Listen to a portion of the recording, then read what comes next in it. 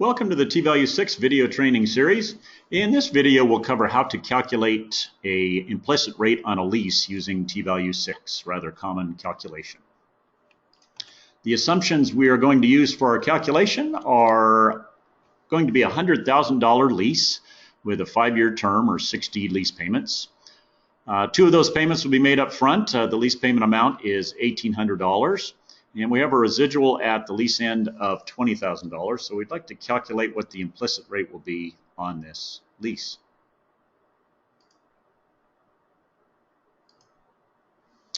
I have many of the variables entered into our lease already, or entered into TValue. We could see our compounding period is matching the frequency of our payments at monthly. Now, the nominal annual rate is what we are going to calculate. So we'll type U for unknown in that field. That's going to represent our implicit rate upon calculating. We have our lease of $100,000, and we have a lease payment beginning on that same day. And this is representing our first and last lease payments. Came to $3,600, which is double the regular lease payment amount of $1,800. You can see up a little memo there to represent first and last.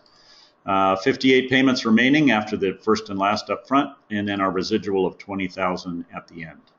Now, if we click on Calculate, we'll see our nominal annual rate now says 9.307%. That represents the implicit rate on this lease. And if we look at the amortization of the lease itself, what we'll see is our first and last payments up front of $3,600 total. There's nothing going to interest because that payment or those payments are made on the same date as the lease, so no interest has accrued. And then if we were to scroll all the way down to the bottom, we would see there's our residual payment of $20,000. Now, if we can ever help you do a calculation like this, if you need any assistance, never hesitate to reach out to us. We'll help you get the most from the software. You can reach us by email at info@timevalue.com or by phone at 800-426-4741.